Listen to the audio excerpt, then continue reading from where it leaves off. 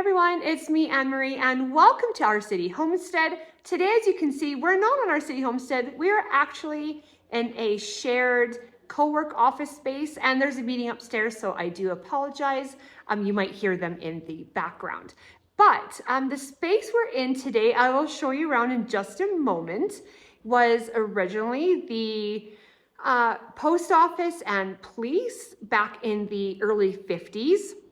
And where we are, you know, it's a little bit creepy, I'm not gonna lie. I will show you in just a second, but down here is where they had the holding cells. So, you know, it's a little creepy, but they didn't hold like real criminals or anything like that. It was more for like detention, and it was just temporary holding cells. But still, it has a little bit of a, you know, vibe to it. Anyways, I've got my tea here. I'm gonna have a sip, and how about I show you around first, and then we'll get into what today's video is about, which is an old cookbook. I've got one. I've been collecting a few old cookbooks so I can share with you. I love old cookbooks. This one is from the 30s. I'll get into more about the cookbook shortly. Let me have a sip of tea, and then let me show you around a little bit over here.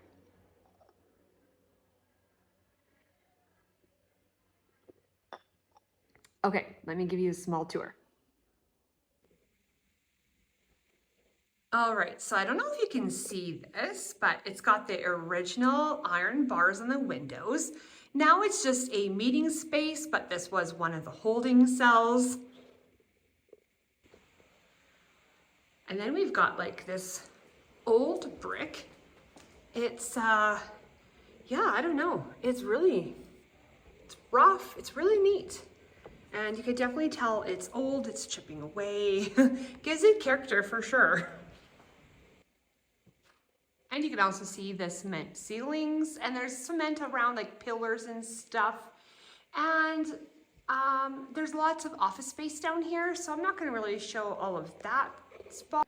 All right, and then there's also some old mailboxes there. And so that's the space that we are in today. And I like coming here to work. It's quiet. I hold workshops here. It's lots of fun.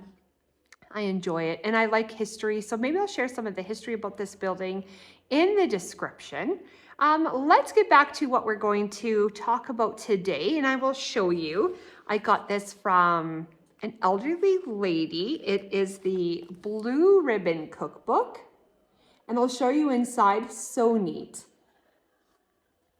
So this particular cookbook here is either the 22nd or the 23rd edition. I couldn't exactly find which edition this particular cookbook is. It's published in 1936 as a way to give families or women in the kitchen some other ideas of how to prepare recipes during the Great Depression. It was from the Blue Ribbon Manufacturing Company, which was founded in 1897 in Winnipeg, Manitoba.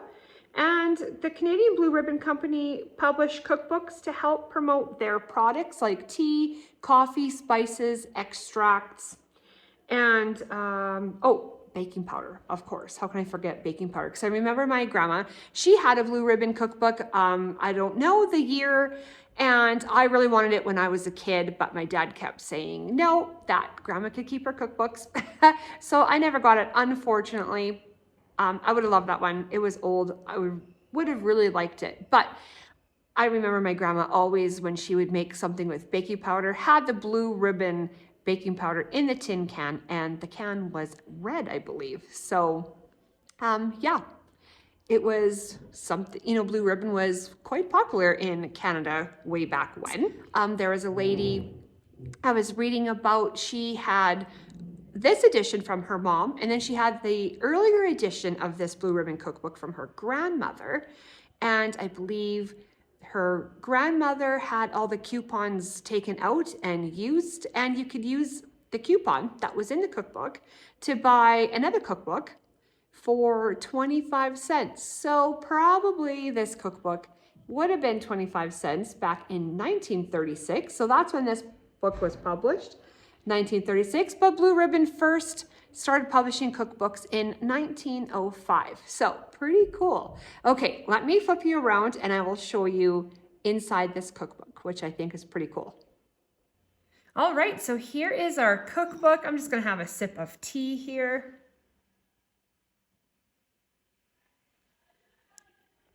Isn't that beautiful? It's such a pretty cup. I can't turn it, but basically what's on the cup is kind of what's on the plate. It's got birds and flowers, so pretty. Okay, let's just slide that out for a moment. So here's our cookbook from 1936. And what I think is cool, how, you know, cookbooks have a place in our hearts and they represent family and cooking and traditions and heritage. This is what I think is the coolest thing about this cookbook. The handwritten recipes in here. I love that. Now this book has been taped up several times, so I don't know if I could see exactly, you know, the full recipe, like the ingredients. This one's for waffles, brown sugar cookies. And what I love too in these old recipes or recipe books, the handwriting is so pretty. Oh, well, we can sort of see some of that writing. Maybe the rest is back there somewhere. Maybe I can, you know, take this apart carefully and see if I can't see how to make those waffles. And then we've got tomato soup cake. Oh, right there, sorry. We've got some newspaper clippings. I think that's so cool. And then we've got some other recipes. This one's faded pretty, you know, quite a bit actually. Kind of hard to see, but peanut butter cookies. Almost looks like what was written here is rewritten over here. All right, so Blue Ribbon Company. That's all the stuff that they manufactured. All right, so I'm just gonna flip through a little bit here, tell you how to set the table, which I think is pretty cool. Cooking mistakes and recipes. And yeah, isn't that neat? Different soups. Fish. This style kind of reminds me of the older cookbooks too from the 1800s. I have another cookbook from the 1800s to share with you one day here. And yeah, it's always just written out like this. I kind of like how we changed the recipes and how we write them out today. They're just a little bit easier. If you like cooking offals, poultry, all kinds of stuff in here. How to cook vegetables. I think that's a great thing to know, different vegetables. Let's see, there's salads. Hints on bread making. Don't work your dough too much. It's better to underwork than to overwork. Totally, because I used to work my bread how generally is suggested how to work the bread until, you know, it's pliable and you can see the window pane and all that kind of stuff. And everybody always said how tough my bread was. And this is years and years ago. So I got some hints and, you know, I work my dough now just until it's tacky but not sticky.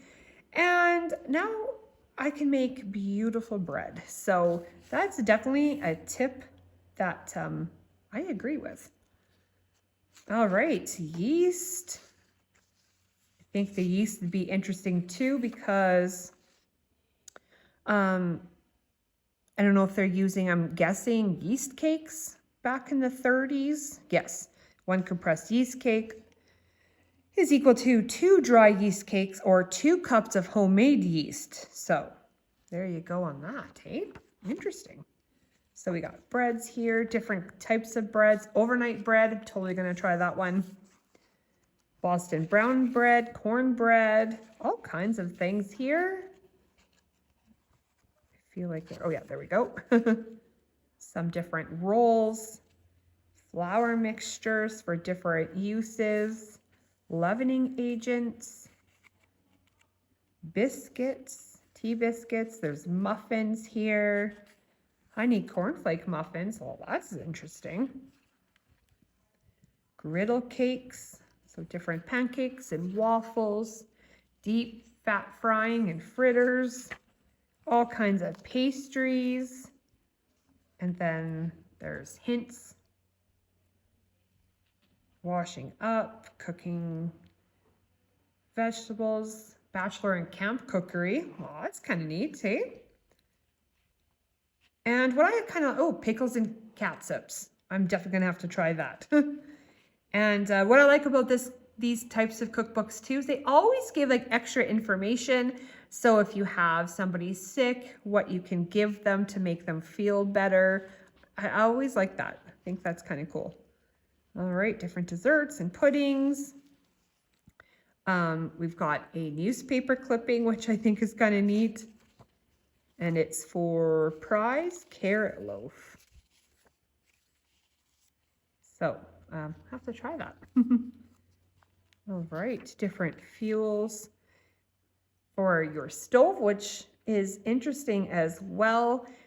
Coal and wood stoves were still quite popular then. Gas was coming into it during the 30s. Then there's some, I think this is for brownies. Peanut butter cookies. They must have been a fan of peanut butter cookies. Another recipe, a little bit different than the other one. Boiled raisin cake. That sounds great. Quick coffee cake. There's a crumb cake and some fruit bars. And then here's some, I guess, ads. Yeah, there's the baking powder. That's exactly what my grandmother used when I was a little kid. Different extracts. Different, I guess, like a Jell-O powder kind of thing. Pepper. All kinds of stuff. And then you just have that. And then there's another Dad's Cookies recipe back here. They might actually have the full recipe, so I might be able to try that. But I don't see the coupons in this book, so I'm guessing the lady that owned this book originally must have used up all of those coupons, which is totally okay. So there we go, the Blue Ribbon Cookbook from 1936. So many neat things in here. I'm so excited about trying some of these recipes, especially the handwritten ones. I think that's really neat.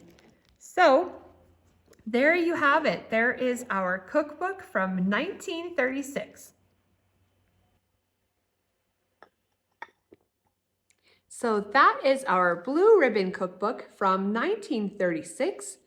Thank you so much for joining us. There's lots of great recipes and lots of gems in here for sure. I'm looking forward to sharing some of these recipes with you this month. And thank you so much for flipping through these pages with me, and have a fabulous rest of your day. And we'll see you again here soon. Bye, everyone.